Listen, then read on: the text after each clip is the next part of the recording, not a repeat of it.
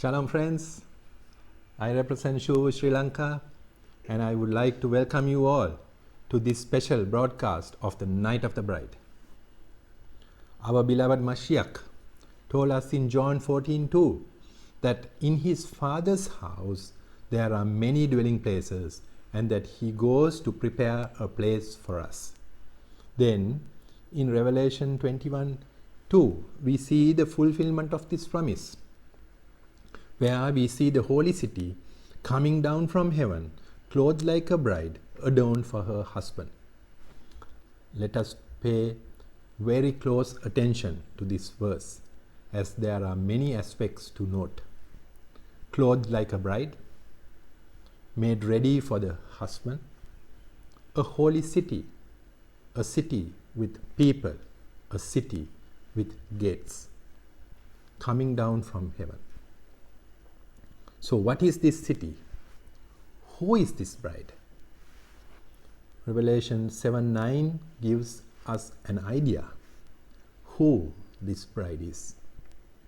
A huge crowd, too large for anyone to count, from every nation, tribe, people and language. They were standing in front of the throne and in front of the Lamb, dressed in white robes and holding palm branches in their hands. So let us look closely at this holy city. Revelation 21:12 tells us that this city has only 12 gates by the names of the 12 tribes of Israel. Revelation 21 verses 16 and 17 also tells us that this holy city has dimensions to it. So this should raise two questions in our minds as believers. Is there enough space for this huge crowd, too large for anyone to even count? Is there enough room? For there is dimensions to this city. And secondly, how did this crowd from every nation, tribe, people and language enter when the gates are only having the names of the 12 tribes of Israel? To look for the answers to these questions, we have to go to the Torah. In Parshat Shemini, which is a picture of the 8th day, gives us the answer in Leviticus 9 verse 24. The background to this verse is the inauguration period of the tabernacle climaxed with the priestly service where Aaron and his sons were consecrated as Kohanim. At this ceremony, when all the people saw that fire came forth from the presence of Adonai and consumed the burnt offerings and the fat on the altar, they shouted and fell on their faces. And there is a very interesting commentary from Yalkut about the term they shouted and fell on their faces. Let me read Yalkut's commentary about the term and fell upon their faces. Yalkut says, in addition to the miracle of the fire, the people noted the miracle that the entire nation was in the tiny 50 cubit square area of the courtyard in front of the tabernacle. Yet there was room for everyone. They fell on their hands and knees in awe and gratitude, and everyone had 4 cubits of space for himself. Thereupon the Spirit of holiness came upon them, and they sang out in praise of God. This means that in this tiny space, the entire nation of Israel was prostrating themselves, and there was enough room for everyone. How is this even possible? Think of the tabernacle as a place outside of time and space, but yet on earth. That gives us the answer to our question of how the holy city that comes down from heaven to earth, having enough space for the multitude of people that can't be even counted. Now, let us go back to the Torah to find the answer to our second question. Exodus 12:38 tells us that a mixed multitude of non-Israelites from foreign nations also left Egypt with the children of Israel.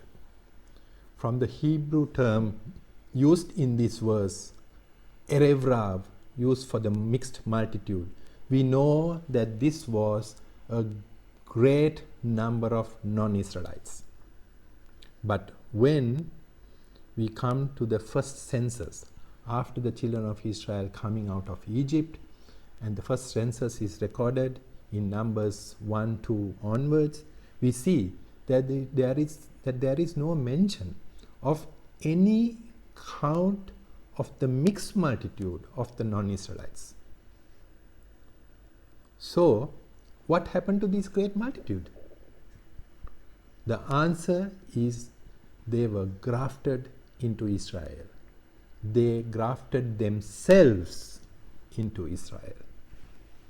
They were no more separate nations or people when they entered the promised land. So, now we have the answer to the second question too. Why there are only 12 gates by the names of the 12 tribes of Israel? As the nations have to be grafted into Israel to enter the holy city. Rav Shaul talks about this extensively over and over in the New Testament. Now you will understand the importance of how the believers are supposed to prepare themselves as the bride. As this bride has to be dressed in a specific way, and there is a specific way to enter the city. And that is by grafting yourself to the authentic Messianic Jewish way. Clearly there is enough room for everyone. If you so choose to come out of the nations and be grafted into the Jewish people today, so that you will be part of the house of Israel, the commonwealth of Israel. We see the invitation from our beloved Mashiach in Revelation 18:4 when he says, "My people, come out of her, so that you will not share in her sins, so that you will not be infected by her plagues." He gave us this warning so that we can come out of the nations and be part of the holy city and be with the Mashiach, as it is said in John 14:3. In John 14:3 it says, "And if I go and prepare a place for you, I will come back again and I will take you to myself, so that where I am, you may also be." For this reason, we should make a decision today to come out of the nations and be grafted into the Jewish people. While we wait for the return of the Mashiach on a night like this, let us be like the 5 wise virgins who enter the holy city with the groom, and not be like the 5 foolish virgins who are not able to enter the holy city. Friends, there is enough room for everyone, but there is a way, there is a method, there is a way that we have to prepare ourselves as the bride, so that we may be acceptable to the husband and enter through the gates to the holy city. Thank you all for listening, and I wish you all a hug, Shavuot Sameach, and blessings in Messiah Yeshua. Amen ve Amen.